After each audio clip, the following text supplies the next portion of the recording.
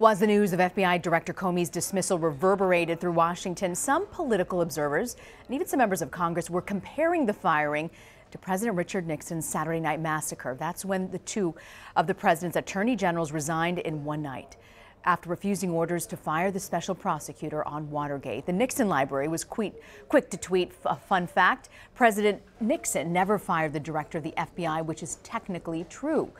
To give us some context, Jeff Greenfield, Politico columnist and author, is in Santa Barbara, California. He joins us now. Jeff, your article looks into the Nixonian comparisons. Do you think they're accurate and spot on? If you look at the political context, it's very different, and that's what I was writing about. By October of 1973, you had a Democratic Congress in full pursuit of the president.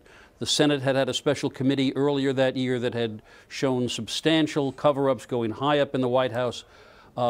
Nixon was forced to fire his attorney general and hire a kind of Boston Brahmin, Elliot Richardson, a Republican, but a very different kind of Republican, who had no particular affection for Nixon. And his special prosecutor, Archibald Cox, was actually very close to the Kennedy family.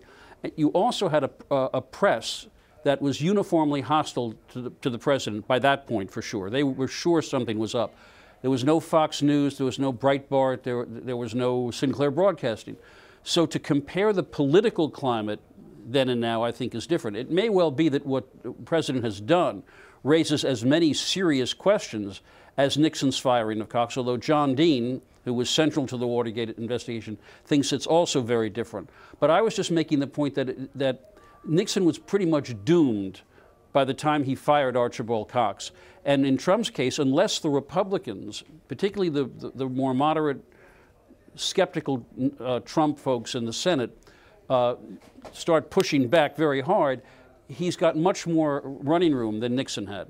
How do you think, Jeff, that the response to the situation on Capitol Hill differs from that response that you saw during the Watergate scandal?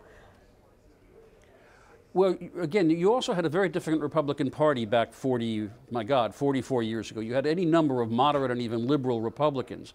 So what you had, and many of them were very, very skeptical of Nixon even before he'd fired Cox. Howard Baker, the Tennessee senator, famously asked the question, what did the president know and when did he know it? In this case, you have had a few Republicans say, I'm troubled by what happened. But the rank and file, including Mitch McConnell and other Republicans, so far seem to be standing by Trump and say, no, he had every reason to fire him. So again, unless there is hard pushback by a handful, say half a dozen Republicans, that would make a majority with the 48 Democrats, it's hard to compare just how much pressure Nixon was under with what Trump is facing now. So when people compare this to the Saturday Night Massacre under Nixon, do you think that's really a fair comparison? Well, that's what we're going to find out. Look, the fair point is this. FBI Director Comey was in the process of investigating people around the Trump campaign for possible collusion with Russia.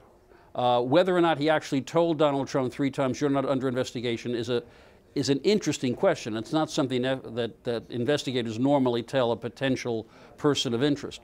So the manner in which Donald Trump fired James Comey raises a whole lot of questions that remind you of the danger when someone can fire somebody who's investigating that person. And it certainly raises a question of, well, if Trump thinks the whole Russian story is a hoax, what potential FBI director is going to take that job knowing the guy who appointed him already thinks any such investigation is a hoax? So there are comparisons. Again, I was trying to draw a distinction between the political atmosphere of 1973, when Nixon was besieged on all sides, and now when Trump's base and what appears to be most of the Republicans in the Congress are prepared to say, no, what you did was okay. So we're going to find out, I think, in the next weeks and months just how apt this comparison is. I was just going to ask you that, Jeff. You've been watching Washington for decades now. What's your sense?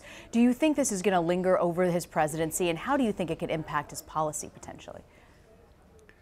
You know, I shun predictions ever since I predicted John Lindsay was going to be president in 1972, and God knows after the last year we should all be weary. Yeah. I do think that this has touched a nerve that is going to make trouble for Trump, not the kind of trouble Nixon faced by the end of 1973, but it is going to linger because there are enough people who are bothered about the timing of this, the kind of sudden impulsive firing, which seems to be a hallmark of this president. The fact that the White House was caught unawares, the fact that the Justice Department, below the level of Attorney General Sessions, the fact that the FBI was stunned. Yeah, this is going to have reverberations.